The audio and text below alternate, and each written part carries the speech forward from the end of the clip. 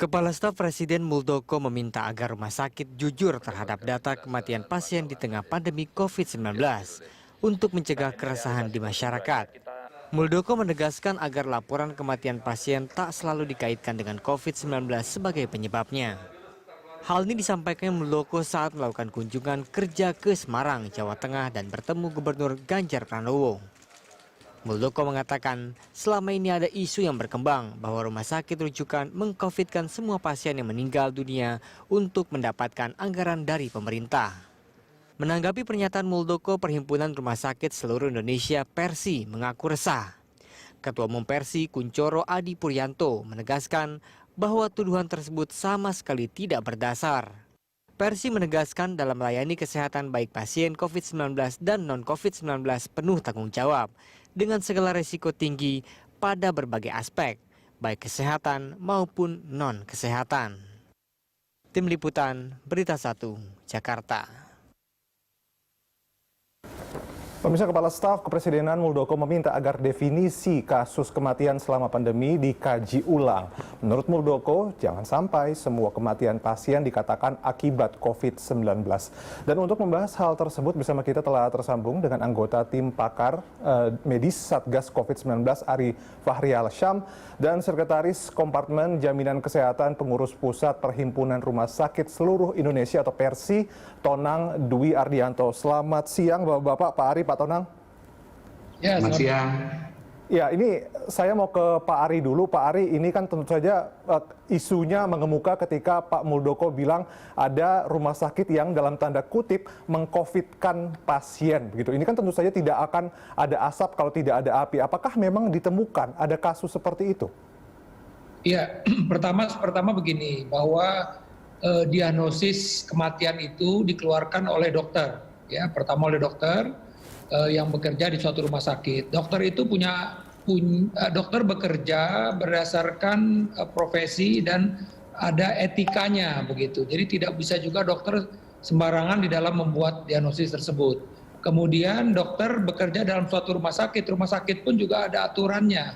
Ya, ada medical bylaws-nya yang menentukan segala sesuatunya.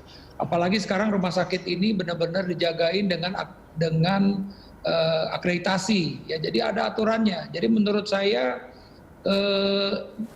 saya itu yang seperti orang awam, ya mohon maaf aja, itu kan yang kita lawan, bahwa misalnya seperti begini, sering di masyarakat itu muncul bahwa komplain karena dikit-dikit ini karena COVID gitu. Nah, cuman memang masalahnya mungkin komunikasi saja ketika keluarga itu ya kurang mendapatkan informasi yang lengkap mengenai kasus dari keluarganya tersebut, sehingga yang mengemuka seolah-olah rumah sakit ini melakukan sesuatu tadi ya, COVID-kan gitu. Nah, jadi ini yang menurut saya ini yang kita mesti klarifikasi sekali lagi. Rasanya menurut saya sekali lagi itu tidak mungkin dilakukan oleh seorang dokter ya di dalam menetapkan kematian seseorang pasien. Kemudian juga tidak mungkin juga rumah sakit melakukan hal tersebut karena ada etikanya juga, ya, profesi ini ada etikanya juga. Nah, terlepas memang misalnya oke lah di dalam menetapkan itu tidak sesuai dengan definisi, di situ silakanlah kalau memang mau diaudit, karena kan bisa saja di dalam ada hal-hal yang abu-abu terjadi misalnya. Kalau jelas-jelas, misalnya saya ambil contoh, pasien itu datang dengan demam, sesak, kemudian pneumonia, ada perburukan, kebetulan pasiennya ada kencing manis, dia meninggal, itu jelas COVID. Tapi yang saya ambil ekstrim lagi, ini pasien sudah terduga COVID positif, cuman mungkin dia ketika pulang dari rumah sakit tertabrak oleh motor dan meninggal, itu kita bilang bukan. Nah, tapi ada hal yang abu-abu, misalnya ini ada pasien dengan stroke. Nah, pasien ini nggak pernah stroke sebelumnya, tapi stroke ini diduga terjadi karena hiperkoagulasi dampak dari COVID-19-nya. Nah, di sini yang abu-abu yang saya bilang. Ketika dicek ternyata foto toraknya juga meragukan misalnya. Ya, tapi ini positif. Nah, ini yang kira-kira meragu-ragu. Jadi mungkin hal yang ragu-ragu bisa saja menjadi pertanyaan kepada pasien. Tapi kalau jelas-jelas seperti yang ekstrim tadi yang saya tunjukkan, pasien sudah terdiagnosis pneumonia kemudian meninggal, itu COVID, atau pasien COVID positif kemudian dia pulang ke rumah atau pulang ke rumah tertabrak motor dan dia meninggal, itu jelas bukan didiagnosis sebagai penyebab COVID. Jadi ini saya ambil contoh saja yang ekstrim gitu. Nah, yang di tengah-tengah ini yang kadang-kadang perlu penjelasan ya. Apa sih sebenarnya? Sebenarnya kita yang digunakan saat ini itu merujuk WHO. Rumah sakit saya rasa merujuk WHO. Jadi artinya apa? Bahwa di dalam menegakkan cause of death ini yang berhubungan dengan COVID itu ada hal-hal yang menjadi parameter tersebut. Ini sementara komentar dari saya.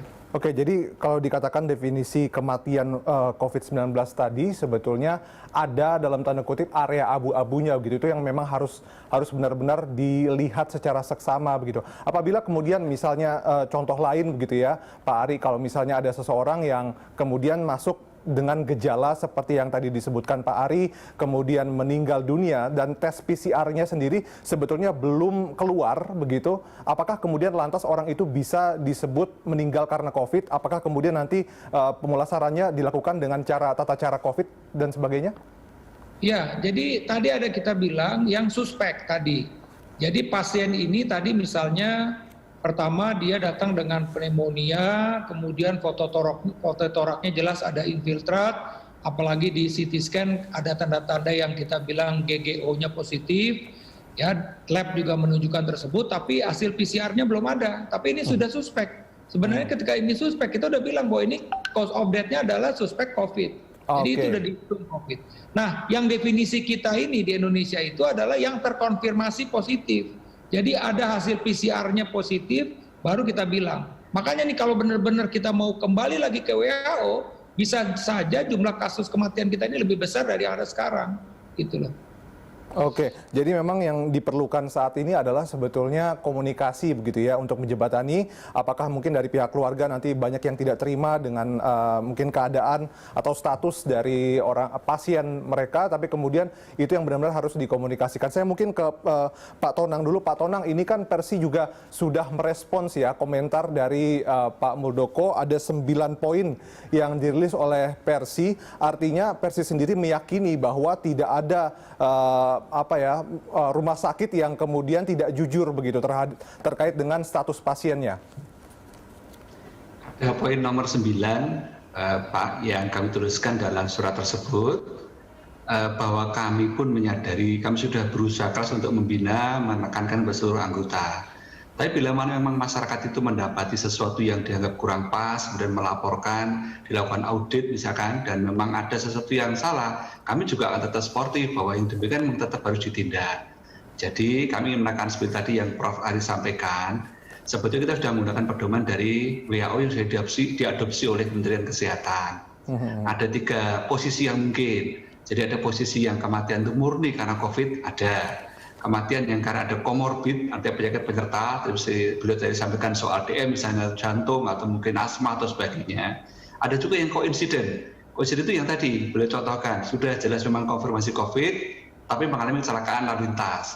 Nah ini masing-masing akan menjadi tempat sendiri. Jadi sebenarnya tidak semua itu dianggap kematian karena COVID. Kita perlu luruskan, jumlah kasusnya tetap dicatat sebagai kasus COVID, tapi ketika kematian itu terjadi karena koinsiden, misalkan karena kecelakaan, maka ini yang membedakan dalam hal mencatatkan angka kematiannya. Demikian. Oke, jadi kalau kita tahu bahwa sekarang kan memang ada kewajiban tentu saja bagi rumah sakit ataupun dokter apabila ada yang meninggal di rumah sakit tersebut maka harus dikeluarkan data kematiannya atau catatan data kematiannya ya, kurang lebih seperti ada itu. Ada surat kematiannya. Iya, betul. Nah, apakah kemudian misalnya ada seorang pasien COVID yang kemudian meninggal tapi kemudian dia juga membawa beberapa penyakit bawaan seperti diabetes mungkin atau jantung begitu. Nah, apakah kemudian nanti sakitnya atau meninggalnya itu karena COVID atau karena penyakit bawaannya begitu? Itu mungkin bisa dijelaskan karena mungkin nanti tata cara menguburnya juga berbeda dan sebagainya. Baik, ini harus kita pisahkan pelan-pelan. Kalau kita tidak melakukan suatu audit kematian itu akan menjadi suatu proses yang cukup panjang. Prof. Ari paham betul itu akan melalui proses diskusi yang panjang. Jadi kalau hanya mengatakan apakah seseorang yang sudah menderita jantung dan DM itu meninggal karena COVID-nya atau karena jantungnya, ini menjadi sesuatu yang panjang.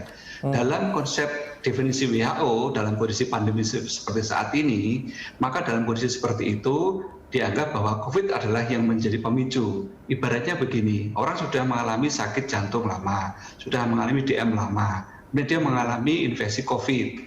Nah, sesuatu yang mungkin adalah COVID ini dan memperburuk kondisi orang tersebut. Inilah mengapa tidak mudah kalau kita memisahkan. Nah, sekarang yang kedua soal pemakaman. Sebenarnya pemakaman ini bukan karena soal dia meninggal karena apa.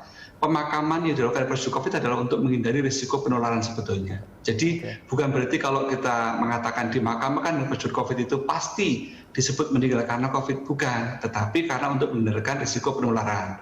Bahkan seandainya meninggal pun karena situasi misalnya koinsiden pun, ya misalkan karena kecelakaan, tapi kalau memang yang bersangkutan ini sudah confirm terbukti memang ada positif COVID, ya tetap akan melalui prosedur COVID untuk menghindari penularan. Ini barangkali perlu kita jelaskan biar tidak menimbulkan salah paham. Nah sekalian juga memang sebetulnya pemakaman ini sebenarnya tidak harus semengerikan yang kita bayangkan sekarang. Orang datang ke pemakaman pasien COVID itu boleh, keluarga menghadiri upacara boleh, yang tidak boleh adalah berkerumunnya.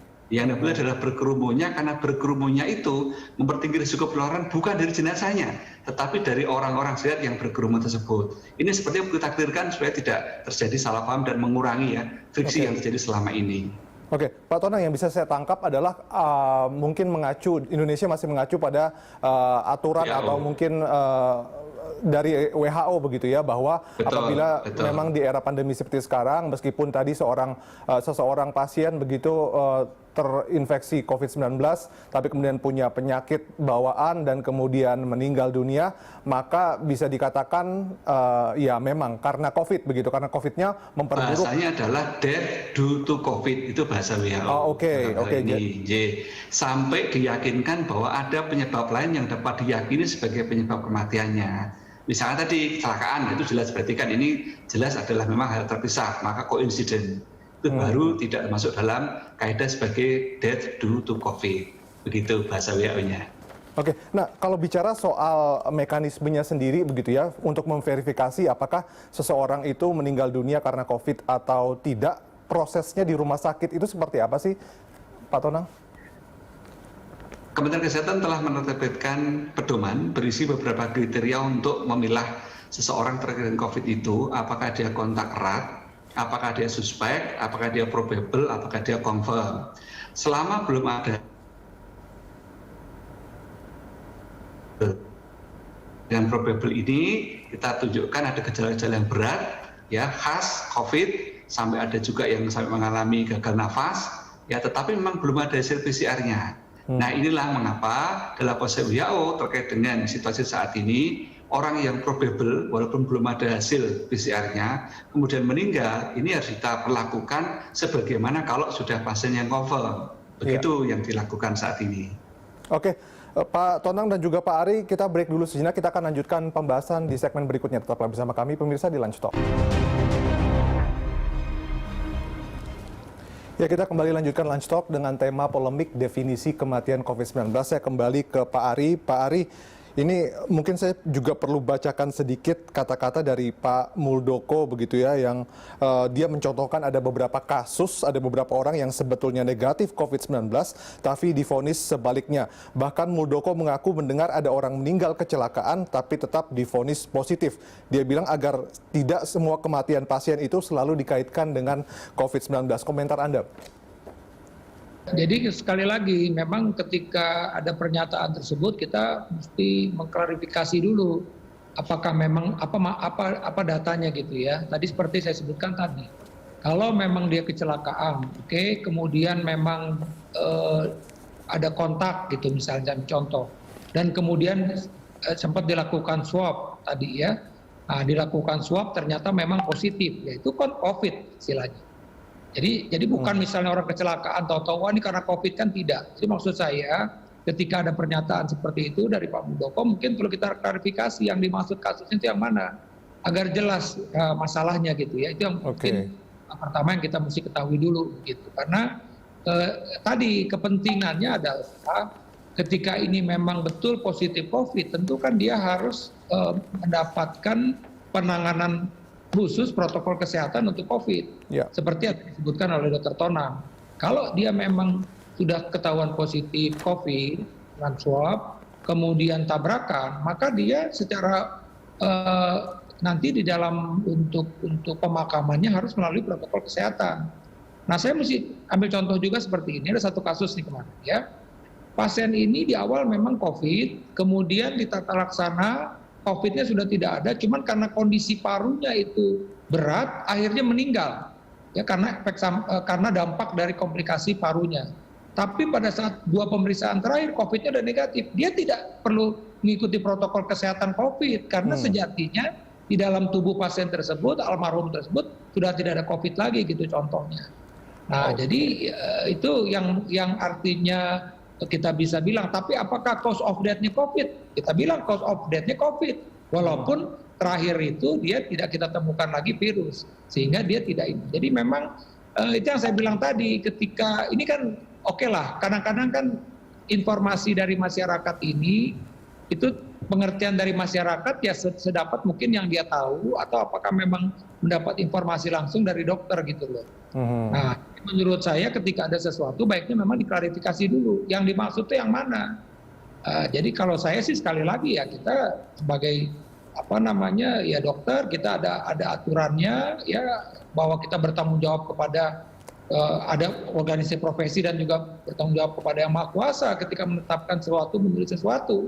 Begitu juga rumah sakit juga ada aturannya. Jadi menurut saya tadi ya, Pak Ari, ini sebetulnya kalau perlu ada tadi nih misalnya audit medik hal tersebut misalnya.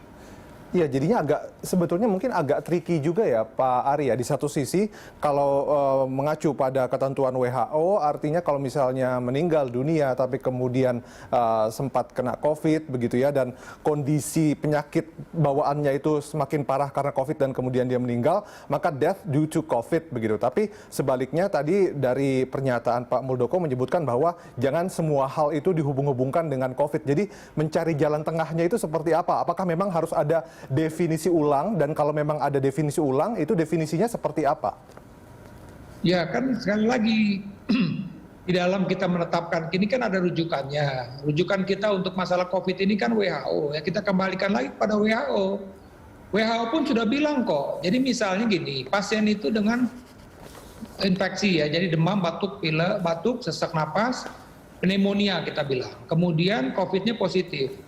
Dia ada komorbid, ada diabetes mellitus, ada jantung, yang mana memperburuk kondisi tersebut. Misalnya dia kan ada pneumonia, karena dia ada gulanya jadi tidak terkontrol, sehingga mempercepat si pasien tersebut mengalami kematian. Nah, tetap ini kita bisa bilang bahwa dia ini memang cause of death-nya adalah karena COVID. Jadi nggak bisa misalnya kan karena tadi dianggap tidak bisa dianggap bahwa ini tidak COVID, tidak bisa. Kalau memang misalnya nih pasien DM itu tidak terinfeksi dengan COVID, belum tentu juga dia meninggal dalam tanda petik ya, artinya pengertian di situ ya. Karena tadi bisa saja kalau tidak ada infeksi ini tidak memperburuk keadaan penyakitnya tersebut dan tidak menyebabkan kematian. Gitu. Jadi sebetulnya tidak bisa main definisi ulang begitu ya Pak Ari ya, karena memang kita mengacu dalam hal pandemi ini kepada WHO. Jadi definisi dari WHO lah kemudian yang kita pakai. Jadi tidak mungkin ada lagi yang namanya definisi ulang seperti yang diinginkan oleh Pak Muldoko begitu. Ya, ini kan sama seperti terus terang saja nih Dokter Tonang ya, kita waktu OTG, ODP, PDP itu terus terang aja kami para dokter tuh juga berpikir ini nanti ketika kita melaporkan report secara internasional kita jadi nggak nyambung nih dengan teman-teman di luar nih. Kenapa? Karena di luar itu kan dia suspect, confirm, probable misalnya seperti itu. Walaupun akhirnya kita rubah itu. Jadi sama seperti itu. Jadi ketika kita melaporkan kematiannya tidak sesuai dengan WHO, nanti bisa terlalu kecil atau sebaliknya bisa terlalu besar. Jadi saya rasa ginilah, ini kan untuk bicara soal ini kan sudah kita bilang pandemi global yang menetapkan juga WHO. Jadi segala sesuatunya memang kita kembalikan ke WHO. Termasuk juga kita bilang sekarang ini kan apakah udah ada obatnya? WHO bilang belum ada antivirusnya. Ya udah kita pegang di situ. Belum ada vaksinnya, ya kita bisa bilang di situ gitu. Terlepas memang ada disebutkanlah kemarin misalnya ada satu remdesivir dari suatu perusahaan farmasi swasta, ini ada obat COVID. Nggak bisa, itu bukan obat COVID. WHO belum bilang itu obat COVID. Tapi obat itu secara empiris memang digunakan oleh pakar-pakar di dunia dan juga di Indonesia ini untuk mengobati pasien-pasien COVID. Gitu. Jadi sekali lagi menurut saya kita harus kembali lagi merujuk ya WHO lah kita pegang saat ini. Walaupun Amerika tidak percaya, tapi kan kenyataannya Amerika yang paling parah sekarang. Ya karena tadi mungkin saya nggak tahu, mungkin salah satunya karena tidak mengikuti bagaimana ketentuan internasional, menurut saya begitu. Oke, ya, saya ke Pak Tonang. Pak Tonang, saya paham sekali bahwa sekarang pihak rumah sakit menjadi pihak yang paling tertekan. Tadi ada macam-macam mengurusi pasien COVID, lelah dan secara fisik dan kemudian secara mental, dan bahkan sekarang juga ada tudingan bahwa oknum-oknum rumah sakit ada yang kemudian dalam tanda kutip mengcovidkan pasien untuk sekedar mencari keuntungan. Apakah apa yang Anda lihat dari ini begitu? Kenapa kemudian isu-isu seperti ini bisa berkembang di masyarakat? Jadi sebetulnya kami itu menerima bahwa ya kan beliau itu kan bapak kita ya, dan ketika bapak kita menegur ya barangkali maksud beliau itu baik, hanya barangkali kan pengungkapannya yang masih kurang pas dikit. Nah soal definisi tadi barangkali tidak perlu kita ulang, tidak perlu kita koreksi, tapi kita perlu komunikasi lagi ke masyarakat biar pemahamannya sama. Nah menghadapi ini kami usulkan monggo dengan beliau di KSP kami malah digandeng, diajak bicara baik-baik, kita coba lihat kalau memang ada di antara kami yang belum benar kita luruskan, kalau yang kita sudah kerja keras, tulus, profesional, ya kita berikan penghargaan. Saya kira harus demikian, supaya nanti di hadapan masyarakat itu tidak tergambar seolah-olah antara kami dan beliau itu kok seperti berseberangan, kan menurut saya tidak positif untuk pandemi ini. Kalau harapan kita demikian itu. Jadi ini seperti bapak sama anak lah, saya kira begitu ya. Ada sedikit kurang pendapat, barangkali beliau mendapat informasi yang kurang lengkap.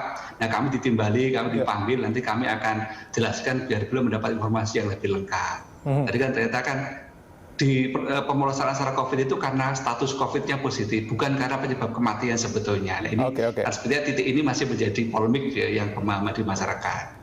Pak Tonang, apakah kemudian Persi sendiri ini ada semacam pengawasan internal begitu kepada para anggotanya, rumah sakit begitu? Dan apabila, kita tentu saja tidak ingin, tapi apabila memang ada oknum rumah sakit yang kemudian bermain dalam hal ini, begitu, apakah akan ada sanksi juga dari Persi atau bagaimana? Baik, kami ini adalah gerakan yang sifatnya berasal dari moral kolegial ya. Kami bukan pada level UCC. Bagi rumah sakit itu ada ketentuan yang ketat mengenai pembukaan rasa kedokteran. Bahkan kami pun sebagai organisasi tidak berhak untuk menuntut rumah sakit itu membuka rasa kedokteran. Bisa dibuka adalah kalau ada perintah dari undang-undang karena proses pengadilan, ataupun misalnya memang ada proses audit. Karena itulah sebenarnya kami memohon betul, justru kami sudah berusaha membina, berusaha untuk kerja baik-baik. Tapi bila mana masyarakat itu merasa ada yang kurang pas, malah justru mohon kami ditegur dengan cara dilaporkan ke Kemenkes. Untuk Kemenkes itu melakukan audit, maka kita bisa membuka dengan jelas masalahnya di mana, jadi pelajaran untuk bersama-sama. Itu lebih nyaman daripada kita misalnya mohon maaf, disuarakan di medsos, diviralkan, katanya, kabarnya. Nah, itu kan malah tidak nyaman untuk kita semua. Sementara rumah sakit yang bersangkutan tidak bisa jawab di medsos, karena akan terhalang oleh aturan mengenai rahasia kedokteran. Oke, Pak Tonang dan juga Pak Ari, kembali kita harus break. Kita akan lanjutkan pembahasan di segmen berikutnya. Tetaplah bersama kami.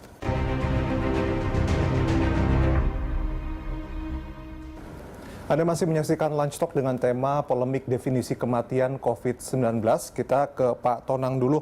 Pak Tonang, ini masyarakat kan sekarang mendengar banyak isu, banyak tudingan terkait dengan isu-isu miring lah soal rumah sakit tadi. Apakah dari Persi juga melihat ini sudah mulai ada pengaruhnya begitu, tingkat kepercayaan masyarakat terhadap rumah sakit mulai luntur karena ada diterpa isu-isu miring seperti ini?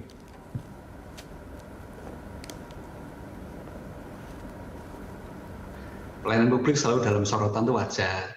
Hanya dalam hal COVID ini kami merasa seringkali kami mendapat tambahan beban oleh karena tudingan-tudingan yang menurut kami kok tidak pada tempatnya. Seperti misalkan membisniskan COVID misalnya. Ada pedoman yang harus kami ikuti dalam hal penetapan kriteria pasien. Ada pedoman dalam hal pengajuan klaim. Yang itu semua melalui proses verifikasi. Jadi tidak benar bahwa rumah sakit itu melayani pasien pasti dapat uang sekian tidak. Justru yang kami hadapi adalah kami sudah melayani pasien, sudah sampai berbilang-bulan, malah belum cair klaimnya. Itu artinya kami harus menanggung dulu situasi ini dengan biayanya kita tanggung dulu. keluarnya masih entah nanti setelah proses verifikasi, dan itu kalau lolos. Kalau tidak lolos berarti ya kami tidak mendapatkan verifikasi. Di sisi lain kita tahu memang kunjungan pasien non-COVID semakin turun saat ini. Sehingga inilah beban yang kami hadapi. Maka kalau kemudian ada suara-suara demikian, ya kadang-kadang mohon maaf kalau kami kadang agak terbawa perasaan untuk menanggapi. Karena memang kami sudah merasa berat saat ini. Nah untuk itu tadi saya usulkan kepada beliau, Pak Kepala KSP ini, malah beliau itu kan sebagai bapak kami, ya mohon kami ditimbali, kami dipanggil, kami diajak bicara, ini loh begini-begini lah kami akan sampaikan untuk sama-sama kita perbaiki demi pelayanan kepada seluruh masyarakat. Yang memang sudah baik kita hargai, yang memang barangkali ada 1-2 yang kurang pas kita luruskan segera. Segera itu yang paling positif untuk penanganan pandemi saat ini seperti itu. Kalau kita habis energi untuk seperti ini, menurut saya kita malah jadi kehilangan momentum. Maksud tadi misalkan kita akan jelas bahwa persoalannya adalah soal pemakamannya yang menjadikan masalah. Kami usulkan 2 sebetulnya. 1, percepatlah hasil PCR. Kalau hasil PCR itu cepat, maka otomatis banyak masalah akan terselesaikan. 1. Yang kedua, mari kita coba tata lagi tata cara pemakamannya. Ini barangkali akan mengurangi trauma pada masyarakat dan nanti bisa lebih tenang untuk menerima ini. Itu saya kira sangat poin untuk saat ini ya. Soal rumah sakit mencari untung silakanlah, kami dicek, terus terang ada verifikasi BPJS Kesehatan. Jadi kami itu tidak serta-merta dapat uang karena COVID, tidak. Justru harus menanggung dulu selama 1-2 bulan, barangkali baru nanti dapat pengembalian kalau itu lolos verifikasi. Nah, demikian kondisinya. Pak Tonang, yang saya catat 2 poin dari Anda tadi, percepat hasil PCR artinya memang masih sangat lambat menurut Anda, dan kemudian soal tata cara pemakaman ini maksudnya seperti apa nih Pak? Begini, selama ini kan masyarakat merasa begitu ngeri dengan soal pemakaman sih. Kami coba sampaikan bahwa dalam hal kita menjaga komunikasi, maka dalam proses misalnya pemulasaraan, sebetulnya ada cara-cara. Misalkan kita gunakan teknologi komunikasi ya, pakai video call mungkin atau pakai CCTV sehingga masyarakat bisa ikut melihat langsung. Keluarganya bisa melihat langsung bagaimana proses pemulasaraan dari keluarganya yang sedang sakit meninggal tersebut. Yang kedua, apakah boleh orang ke pemakaman? Boleh. Apakah keluarga boleh mengikuti pemakaman? Boleh. Yang tidak boleh adalah berkerumunnya. Karena berkerumunnya itulah yang akan menimbulkan risiko penularan. Bukan dari jenazahnya, tetapi dari sesama orang yang masih hidup ini. Nah, ini kita luruskan untuk mengurangi trauma dan stigma. Juga kita sampaikan bahwa kalau ada orang itu positif COVID misalkan di rumah, juga bukan berarti lantas rumahnya disegel di portal, tidak boleh lewat supaya tidak seperti itu. Sebetulnya tidak seperti itu. Sehingga kita mengurangi stigma ini, mengurangi tensi ini sehingga masyarakat tidak harus terbebani dengan saling curiga. Nah inilah kita mohonkan 2 tadi ya, percepatan proses PCR sehingga kalau bisa seluruh pasien yang meninggal itu sudah jelas PCR-nya. Dan demikian mengurangi friksi. Yang kedua, proses pemakamannya kita coba tata ulang ya, biar lebih nyaman ya, berusaha senyaman mungkin bagi semua pihak, tapi juga aman dari segi penularan. Demikian. Oke, Pak Tonang mungkin bisa cerita juga tentang teman-teman tenaga kesehatan kita, Pak. Kalau saya lihat di Twitter, di Instagram begitu ya, di berbagai media sosial banyak yang curhat begitu, mereka sudah letih, sudah secara mental, secara fisik, dan kemudian sekarang ditimpa lagi, dicoba lagi dengan tudingan-tudingan yang tidak berdasar seperti ini. Seperti apa posisi atau mungkin ya secara mentalitas teman-teman tenaga kesehatan sekarang, Pak? Tentu sangat wajar ya bahwa kami dalam posisi lelah sudah sekitar 7 bulan ini didera dengan beban seperti ini. Kalau bisa sih kami ingin berbagi tugas. Kami akan laksanakan pelayanan kesehatan dengan baik di rumah sakit, tapi tolong yang sifatnya bukan ranah kami itu tidak usahlah kami diminta ikut harus berpikir apalagi mendapat tudingan, sehingga kita bisa berbagi tugas. Seperti tadi misalnya kalau kita bicara soal pemakaman itu sebenarnya ranahnya Pemda. Ranahnya pemerintah sebetulnya. Mohon pemerintah bisa mengatur, kami lakukan pemulasaraan secara hati-hati di rumah sakit, sehingga keluar dari rumah sakit itu jenazah sudah tidak nular lagi. Itu yang kami lakukan. Nah setelah itu kami serahkan kepada pemerintah, dan melakukan pemakaman yang lebih nyaman, lebih manusiawi bagi keluarganya. Juga soal percepatan PCR, itu tentu dari luar ranah kami. Karena tentu ini adalah ranah pemerintah. Nah 2 ini akan mengurangi betul kelelahan kami. Jadi kami itu lelah karena mengelola pasien. Lelah karena merawat pasien ini bukan lelah karena harus menghadapi hal yang seperti ini. Itu mohon dapat dipahami oleh masyarakat. Oke, saya ke Pak Ari. Pak Ari, ini tadi kalau saya bahas panjang lebar dengan Pak Tonang, sebetulnya ada beberapa hal. Tadi yang pertama adalah mempercepat hasil tes PCR, kemudian juga tata cara pemakaman, dan mungkin yang tidak kalah penting adalah bagaimana komunikasi ya antara rumah sakit, tenaga kesehatan maksud saya, dengan masyarakat begitu. Tanggapan Anda seperti apa? Ini mungkin closing statement juga buat Pak Ari. Ya, terima kasih. Jadi betul yang disampaikan oleh Dr. Tonang ya, saya setuju sekali bahwa memang di awal juga saya sampaikan bahwa sebenarnya ketika jenazah COVID itu sudah dibungkus rapi dengan suatu pembungkus yang tidak keluar airnya, sebenarnya dia sudah aman gitu. Nah, cuman artinya tadi, memang karena tadi itu dibuat suasananya begitu mencekam sehingga seolah-olah ini nggak bisa ikut sholat, nggak bisa ikut menguburkan gitu. Jadi saya setuju tadi, memang benar agar Pemda dalam hal ini juga mungkin alim ulama yang membantu para dokter ini dengan seperti tadi itu meyakinkan seperti tadi. Jadi juga diberi kesempatan kepada mereka kalau memang proses penguburan itu bukan sesuatu yang menakutkan gitu. Kemudian hal-hal yang lain yang memang mesti diperhatikan ke depan memang bicara soal PCR ini. Ya. Ini salah satu kendala yang dimana angka kita secara nasional ini ya, kita bilang secara nasional memang kita baru sampai 30-40% ya, untuk bisa melakukan deteksi ya, untuk melihat berapa, kalau ketentuan kayak WHO kan 1 per 1000 gitu, kita belum mencapai itu. Nah di satu sisi kita tahu juga bahwa tidak merata juga.